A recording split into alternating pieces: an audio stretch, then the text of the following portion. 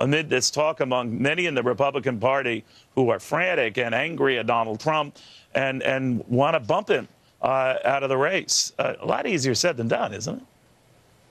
Yeah, that's a pure fantasy. At this point, the race is set. Donald Trump is the nominee. And Neil, just logistically, it's impossible. Ballots have been printed and people are casting their ballots as we speak. Right. Donald Trump is the nominee. And what we're seeing, I think what we're seeing, though, Neil, is we're seeing it's kind of the establishment Republicans are trying to protect themselves from any fallout down ticket. And they should to some degree because they're nervous about it. But Donald Trump is the nominee and that's not going to change. Jessica, there were a number of Democrats who were saying that as well. Get rid of the guy and all. Leaving aside, as I think Arles gets pointed out, a lot easier said than done. There are legal issues. Be careful what you wish for, right? I mean, he's your dream to stay on that ticket. Donald Trump, please stay. Yes, no, absolutely. I mean, we even saw in the emails that it was revealed what a threat the Clinton campaign thought that Marco Rubio was, and I've been saying that throughout. I thought he'd be the strongest. I think John Kasich would also do really well, and it appears that, you know, for the last 5 days or so, America loves Mike Pence. So, yeah, no, definitely be careful what you wish for. Donald Trump is the nominee for logistical reasons, and also by popular vote. I mean, this is the man. Obviously, we didn't hear anything this crude or graphic before, but it's not altogether surprising that he would have made comments like this. And, you know, there is another element, whether you want to say that he's kind of condoning sexual assault, and he did obviously go further there. But this is the man that people wanted. This is your anti-PC attitude. Enjoy it. All right. Well, your comments notwithstanding, I had no idea as a Democratic strategist you weren't keen on Donald Trump. That's a Fox revelation. Yeah, but, well, my big Madison, reveal. I mean, she talks. All right. She talks about the fact that, you know, Donald Trump is talking sexual assault. A lot of Republicans are going back and say, well, Bill Clinton did it. Will that, in other words, that's a nuclear option to raise in a debate, and then all bets are off. Do you envision that kind of debate tomorrow? You know, I do think this will definitely be raised in the debate, and it'll definitely be a different debate than we saw in the first debate. At the same time, of course, these comments by Donald Trump are outrageous. People on all sides agree with this.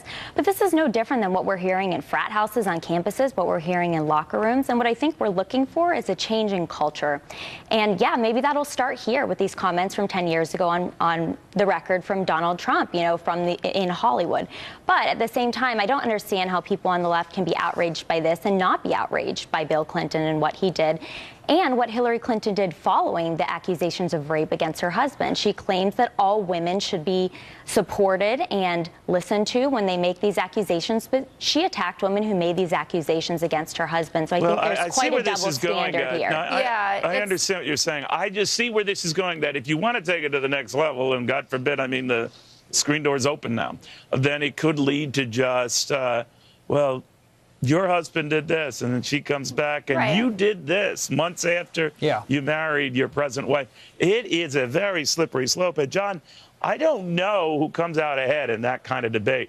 That it could be, it could be ugly. And that's not where Donald Trump needs to go. He needs to accept responsibility, which is what he did last night by hanging a lantern on the problem and moving on and making this not just about his positive vision for change in America, but start attacking Hillary Clinton on the substance, that she would be a continuation of the last 8 years. And consistently, Gallup trackers have over 70% of Americans saying they want a change in direction. Attack Hillary on the substance and the merit of her policies, not getting into he said, she said game. I agree with you, and I would love to have a policy discussion because I think Hillary Clinton wins there too. But when you say Donald Trump moved on and he took the high road there, he brought up Bill Clinton in his faux apology at first, and then he did in his real apology in that video. Clearly, that's where the campaign is going. They think it's a winning issue. We saw Rudy Giuliani last weekend basically, you know, slough off accusations of being unfaithful, saying everybody does it. I mean, Madison's right that we have a cultural problem here, but we're talking about the man who's going to be leading the free world.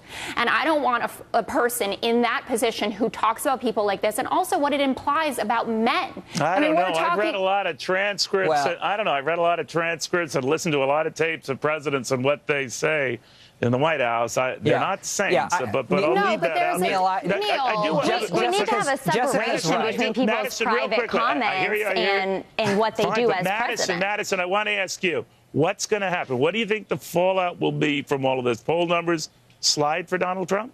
You know, I think just like so many of the other, quote, scandals that have happened over the past month and a half, this too will fade before November 8th. And I really do think that we will see more people coming out and still supporting Donald Trump because he is the Republican candidate and he has the policies that they best align with. I know I best align with his policies over Hillary Clinton's.